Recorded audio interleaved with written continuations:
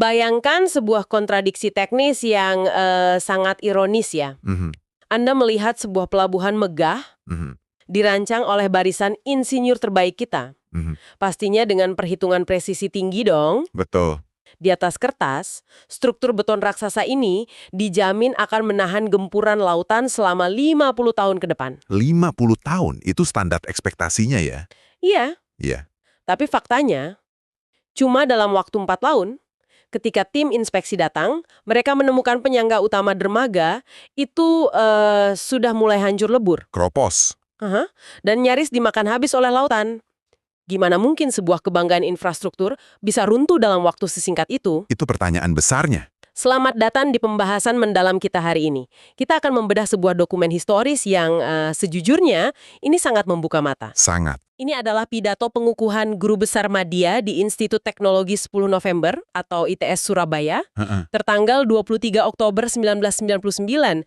Judulnya Konstruksi Beton di Lingkungan Laut yang disampaikan oleh I Gusti Putu Raka. Sebuah literatur klasik, tapi relevansinya luar biasa. Tepat sekali. Misi kita di sesi ini sangat jelas. Kita mau membongkar mengapa infrastruktur laut sering mengalami kegagalan prematur yang dramatis, sains di balik kehancuran beton tersebut, dan taktik para insinyur kita saat berperang melawan keganasan lautan. Oke, mari kita bedah ini. Jika kita hubungkan ini dengan gambaran yang lebih besar, kita harus menarik diri sebentar ke tahun 1999. Momen saat pidato ini dibacakan ya? Betul. Saat itu, dunia kan sedang bersiap menghadapi pergantian milenium. Dan Raka menyoroti sebuah proyeksi demografi yang masif banget. Populasi dunia itu bergerak cepat menuju angka 9 miliar jiwa. Dan yang menjadi tantangan krusial adalah kemana populasi ini berpusat. Pasti cari air kan? Tepat.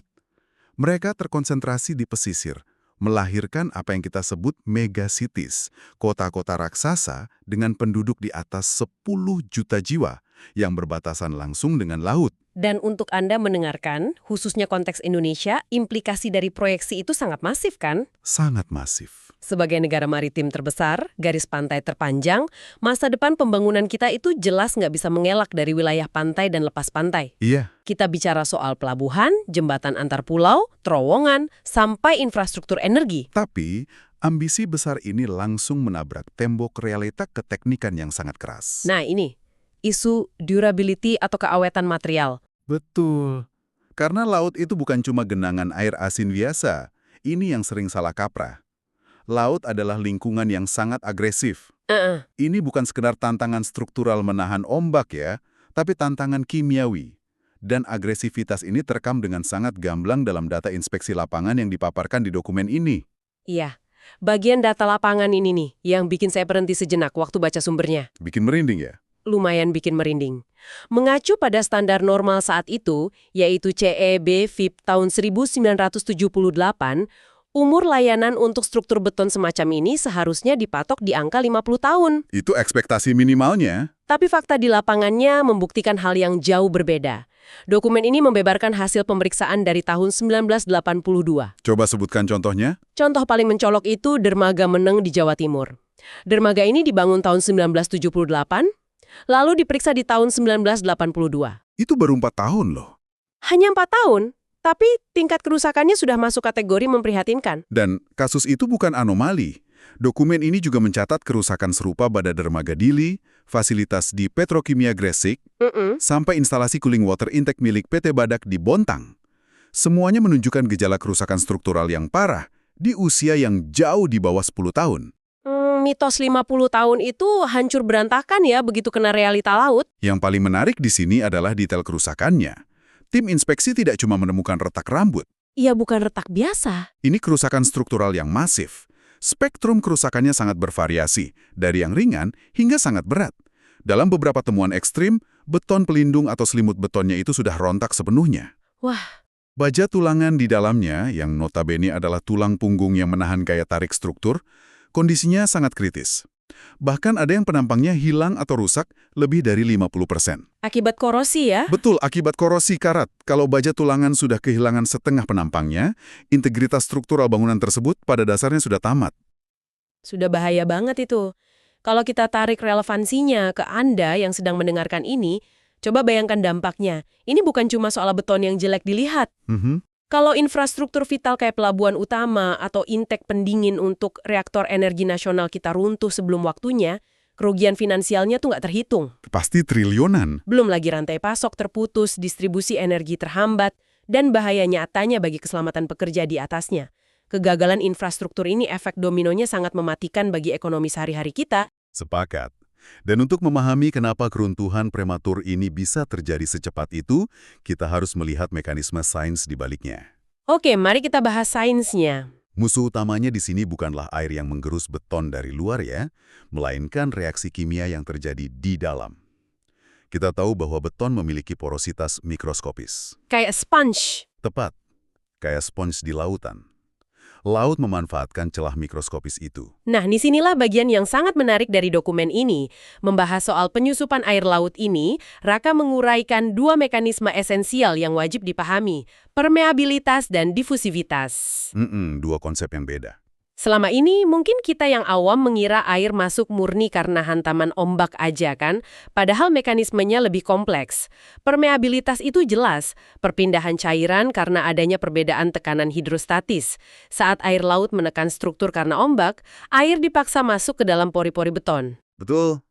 Tapi, difusivitas ini yang menurut saya lebih mengerikan, karena dia bekerja dalam senyap, nggak butuh ombak besar. Sangat akurat. Difusivitas tidak membutuhkan tekanan air sama sekali. Ini adalah murni perpindahan unsur kimia karena perbedaan konsentrasi. Molekulnya bergerak sendiri ya? Betul. Air laut punya konsentrasi ion klorida yang sangat tinggi, sementara di dalam beton awalnya kan nol, tidak ada klorida. Sesuai prinsip termodinamika dasar, ion-ion klorida ini akan merambat masuk secara perlahan, mencari keseimbangan. Mereka menembus pori-pori kapur beton dengan diam-diam sampai akhirnya menyentuh baja tulangan di bagian terdalam. Dan begitu klorida, oksigen plus air ini bertemu dengan baja tulangan di dalam sana, proses oksidasi dimulai. Karat mulai terbentuk. Tapi yang merusak betonnya itu kan bukan karat itu sendiri kan? Melainkan ekspansi volumenya. Nah ini poin krusialnya. Saat baja berkarat, volumenya itu bisa mengembang berkali-kali lipat dari ukuran aslinya. Ekspansi ini memberikan tekanan internal yang sangat masif pada selimut beton yang membungkusnya. Beton itu jagonya menahan tekanan kompresi dari luar. Kuat ditekan. Iya, kuat ditekan. Tapi sangat lemah kalau disuruh menahan tekanan tarik dari dalam. Akhirnya, selimut betonnya retak, pecah, dan mengelupas. Istilah teknisnya spalling. Jadi ibarat alien yang menetas dari dalam ya, pecah dari dalam. Analogi yang agak seram tapi tepat. Proses korosi itu ibarat kanker pada struktur beton. Dan yang memperparah keadaan, beton ini diserang dari dua arah secara bersamaan loh.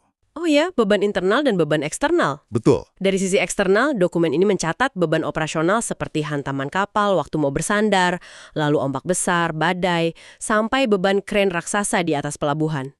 Kalau tegangan yang dihasilkan melebihi kapasitas tarik beton, akan muncul retak mikro. Itu baru dari luar. Sementara dari sisi internal, ada penyusutan volume atau shrinkage saat beton mengering pertama kali. Lalu ada fluktuasi suhu antara siang yang panas dan malam yang dingin yang memuai dan menyusutkan material. Perubahan kelembapan juga ya? Betul. Beban internal ini sering luput dari perhitungan kasar, padahal dia menciptakan retakan-retakan mikroskopis di seluruh permukaan beton. Retakan ini secara efektif membukakan jalan tol bagi ion klorida tadi untuk mempercepat serangannya ke baja tulangan. Wow, jalan tol buat ion laut ya. Dan kalau kita bicara soal kerentanan internal ini bagian favorit saya dari pidato Raka. Ada satu poin yang cukup menampar budaya konstruksi kita. Saya tahu arah pembicaraan ini. Soal apa yang beliau sebut sebagai sindrom benda uji. Sindrom benda uji. Ini ironi terbesar di lapangan. Fenomena ini emang sangat ironis ya. Gini loh, dalam prosedur standar konstruksi dimanapun, kontraktor itu diwajibkan membuat sampel beton skala kecil. Benda uji namanya. Ya bentuknya silinder atau kubus kecil itu? Betul. Benda uji ini akan dites di laboratorium untuk membuktikan bahwa resep campuran mereka memenuhi syarat kekuatan yang diminta oleh klien. Masalahnya di lapangan, para tukang cor ini seringkali mencurahkan seluruh tenaga, kehati-hatian, dan fokus mereka hanya untuk memadatkan benda uji ini. Kenapa? Supaya nilainya sempurna saat dites pengawas kan? Tepat sekali. Benda ujinya lulus dengan predikat kualitas prima, pengawas senang, sertifikat keluar. Terus masalahnya? Masalahnya, saat mereka beralih mengecor struktur aslinya, coba Anda bayangkan, sebuah tiang pancang raksasa atau plat lantai dermaga yang luas, kualitas eksekusinya berbanding terbalik. Jomplang ya. Jomplang. Pemadatannya dilakukan dengan ceroboh, terburu-buru. Sekedar formalitas supaya cepat selesai. Akibatnya? Akibatnya, struktur yang sebenarnya menjadi sangat keropos, penuh rongga udara yang tidak terpadatkan dengan baik. Dan kualitas di lapangan itu jauh di bawah sampel benda uji tadi. Ini adalah manipulasi kualitas yang secara langsung bertanggung jawab atas hancurnya dermaga dalam waktu cuma 4 tahun. Mengecoh pengawas dengan sampel kecil yang sempurna, tapi mengorbankan integritas bangunan utamanya. Parah banget sih ini. Dan kenyataan ini jamak terjadi di proyek-proyek besar kita pada masa itu. Jadi pertanyaannya sekarang, dengan semua tantangan kimiawi laut dan masalah human error di lapangan tadi, sindrom benda uji tadi, apa strategi perlawanan para insinyur kita? Insinyur nggak tinggal diam pastinya. Dokumen ini membedah taktik mitigasinya dengan sangat terstruktur. Mari kita mulai dari senjata pertamanya, resep material betonnya. Untuk bertahan di lingkungan laut, parameter paling absolut dari resep ini adalah membuat beton yang super kedap. Artinya, rasio air terhadap semen atau faktor AC itu harus ditekan serendah mungkin. Raka merekomendasikan rasionya harus di bawah 0,40. Tunggu, secara praktik di lapangan, rasio air semen di bawah 0,40 itu berarti adonannya sangat kaku kan? Sangat kaku. Kandungan airnya sedikit banget, bikin beton nyaris mustahil untuk dikerjakan, unworkable, malah susah dipadatkan. Betul, kalau cuma pakai air biasa. Disinilah intervensi sains kimiawi masuk. Raka menyoroti penggunaan bahan aditif yang namanya super plasticizer. Obat beton ya? Ya, semacam itu. Dengan bahan tambah ini, insinyur bisa mempertahankan adonan beton agar tetap mengalir cair dan mudah dipadatkan tanpa perlu menambah setetes air pun. Karena kalau tambah air, pas airnya menguap nanti malah ninggalin pori-pori ya? Persis. Semakin banyak air, semakin banyak pori kapiler yang terbentuk saat beton mengering. Dengan super plasticizer, kita dapat kekentalan yang pas tanpa mengorbankan kepadatan akhirnya. Solusi yang cerdas. Selain itu, ada modifikasi material juga kan? Pasti. Selain penambahan super plasticizer, komposisi material pengikatnya harus diubah. Penggunaan semen biasa tidak akan cukup kuat menahan serangan sulfat dari air laut. Dan tipe semennya pun spesifik. Benar. Sangat disarankan menggunakan semen Portland tipe 2. Semen ini memang desain moderat terhadap serangan sulfat.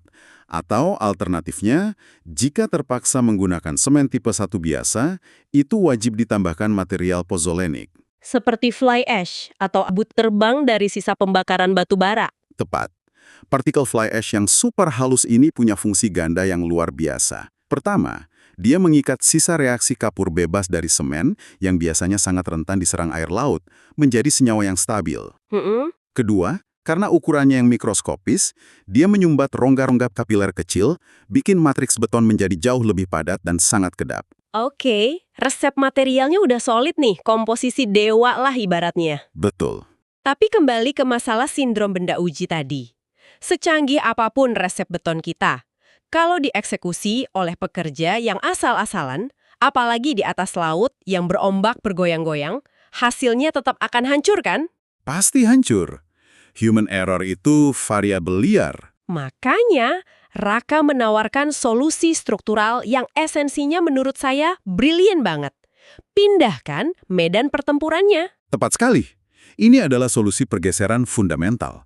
Dari pengecoran di tempat atau cast in place menuju penggunaan beton pracetak atau precast. Gimana logikanya? Logikanya sederhana. Jika kita tahu mengecor di atas laut yang agresif itu penuh risiko, ombak kencang, pekerja susah fokus, dan menyulitkan kontrol kualitas, mengapa tidak membuat elemen struktur itu di darat saja? Sangat masuk akal. Di pabrik precast di daratan, lingkungannya 100% terkendali. 100%. Nggak ada ombak, nggak ada pasang surut yang tiba-tiba datang merusak proses pengeringan. Pengawasan mutu bisa dilakukan pengawas secara ketat tanpa harus naik perahu. Dan satu hal yang paling membedakan kata Raka adalah metode pemadatannya. Nah, ini poin yang krusial, pemadatan. Di lapangan, di tengah laut, pekerja mengandalkan vibrator manual, kayak tongkat getar yang ditusuk-tusuk ke adonan. Iya, yang digendong-gendong itu. Betul, penggunaannya seringkali tidak merata karena pekerjanya capek.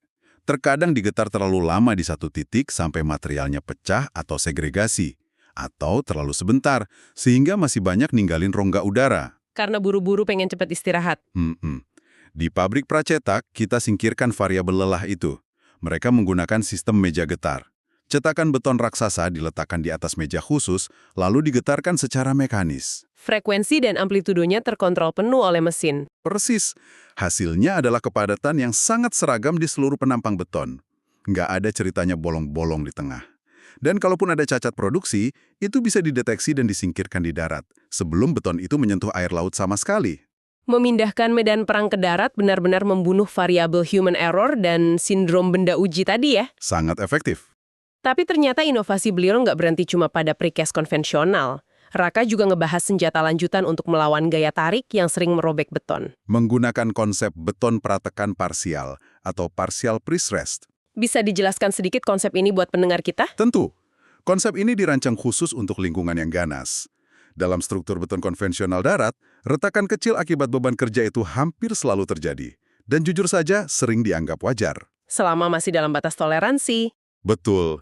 Tapi, di lingkungan laut, retak sekecil rambut pun adalah pintu gerbang karpet merah bagi klorida untuk masuk menghajar tulangan. Makanya harus dicegah. Jadi, insinyur menggunakan tendon baja khusus yang ditarik sangat kencang sebelum beton menerima beban. Tendon baja ini ditarik, lalu dikunci. Mirip karet gelang yang ditarik di dalam adonan. Saat dilepas, tendon ini secara proaktif memberikan tegangan kompresi yang sangat kuat pada beton untuk menjepit retakan. Mengimbangi gaya tarik dari beban operasional pelabuhan nanti. Menariknya, Raka menjelaskan bahwa meskipun ini didesain secara parsial, yang berarti secara teori retakan mikro masih mungkin atau diizinkan terjadi pas kena beban ekstrem, Iya. lebar retakan tersebut dibatasi dengan sangat ketat. Ada batasan milimeternya agar tetap berada dalam toleransi di mana air laut nggak bisa berdifusi masuk dengan mudah. Ini adalah langkah preventif cerdas secara struktural Benar-benar dipikirkan matang-matang. dan sebagai lapisan perlindungan ekstra, dokumen ini juga menyinggung beberapa metode pertahanan eksternal langsung diaplikasikan pada baja tulangannya sendiri. Sistem pelapisan ya. Jadi, kalaupun airnya tembus, bajanya udah pakai jas hujan. Analoginya persis begitu. Baja tulangan bisa dilapisi dengan epoxy coating, semacam cat polimer tebal, untuk mencegah interaksi langsung dengan ion klorida dan oksigen. Atau menggunakan metode hot dip galvanizing. Iya, di mana baja dicelupkan ke dalam cairan zinc panas biar dapat mantel anti karat. Bahkan ada teknologi perlindungan aktif, namanya perlindungan katodik atau cathodic protection. Gimana tuh kerjanya? Secara teoretis, cathodic protection ini mengalirkan arus listrik searah berkekuatan kecil berlawanan dengan arus korosi. Jadi, proses elektrokimia karatnya dihentikan paksa oleh aliran listrik. Wow, canggih juga. Canggih dan sangat efektif. Tetapi Raka cukup realistis di bagian pidatonya ini. Untuk konteks pembangunan di negara berkembang pada masa itu, apalagi tahun 1999, aplikasinya sering terbentur tembok kendala. Terlalu mahal. Biaya instalasi awalnya sangat mahal, dan lebih dari itu perawatannya butuh keahlian khusus dan pasokan listrik yang harus stabil 24 jam.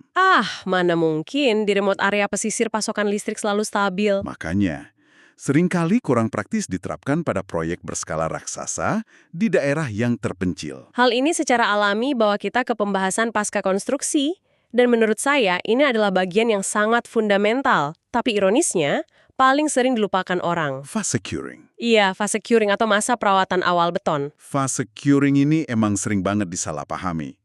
Banyak pihak di lapangan, dari mandor sampai tukang, menganggap kalau beton udah selesai dituang ke cetakan, ya udah, tugas mereka kelar.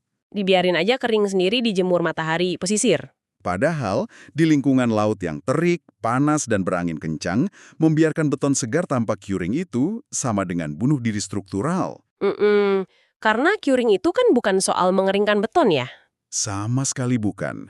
Curing itu justru menjaga kelembaban agar proses hidrasi atau reaksi kimia air dan semen dapat berlangsung perlahan dan sempurna. Tujuannya untuk membentuk lapisan permukaan yang super padat. Di dokumen ini, Raka memberikan komparasi data yang sangat tegas soal efek curing. Datanya menakjubkan. Dia menunjukkan perbedaan kedalaman karbonasi atau kerusakan permukaan yang ekstrim banget. Coba bayangkan perbandingannya, jika beton hanya mendapatkan perawatan curing selama 3 hari saja, lalu dibiarkan. Dibandingkan dengan beton yang di-curing penuh selama 28 hari, dijaga kelembabannya, Ketahanan permukaannya sangat jauh berbeda. Raka menggarisbawahi bahwa masa perawatan di bawah 7 hari di lingkungan laut itu akan sangat-sangat merugikan ketahanan struktur. gini logikanya. Tanpa curing yang memadai, selimut beton bagian luar, itu airnya menguap terlalu cepat. Dia nggak akan pernah mencapai kepadatan optimal yang didesain di lab.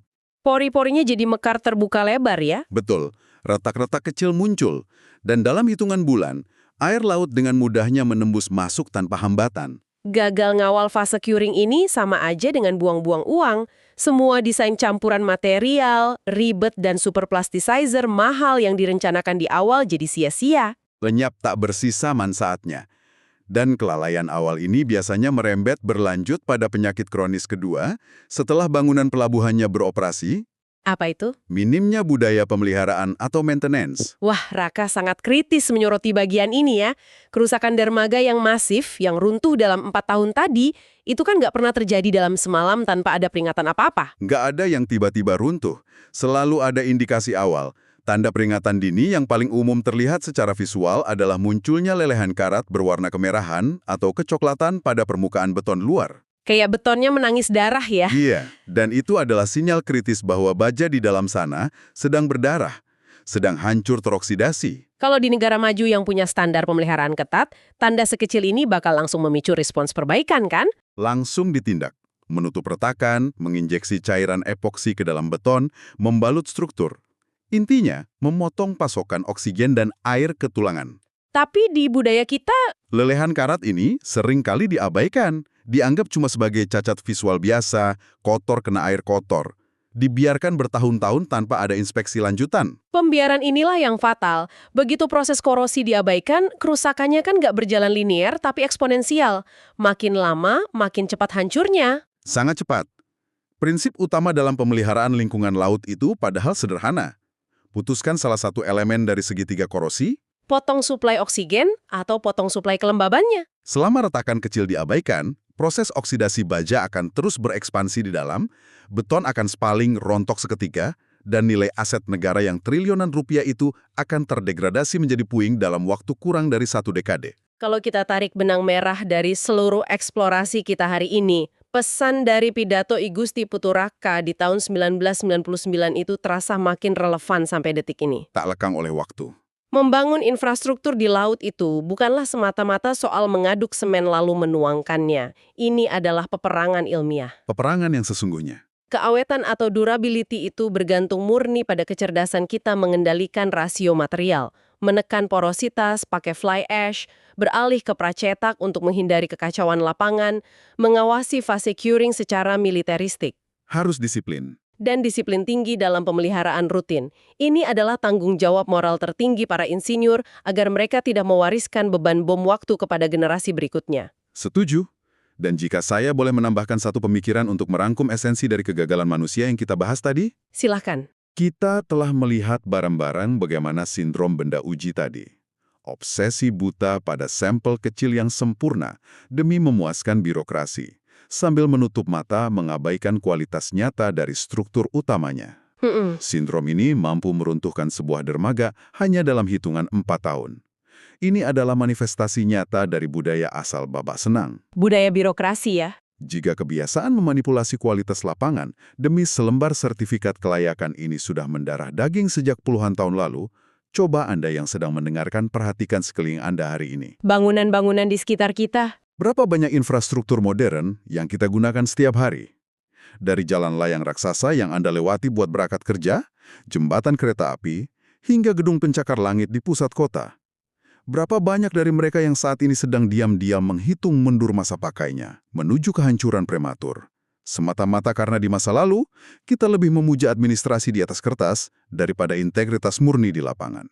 Wow, itu adalah realita yang cukup menakutkan, sekaligus sangat masuk akal untuk dipikirkan pas Anda menyetir di atas jalan layang besok pagi. Ingat sindrom benda uji. Terima kasih banyak untuk Anda yang telah meluangkan waktu mendengarkan dan menyelami pembahasan yang sangat padat ini. Semoga wawasan mengenai dinamika keteknikan dan kerentanan infrastruktur ini memberikan perspektif baru bagi Anda.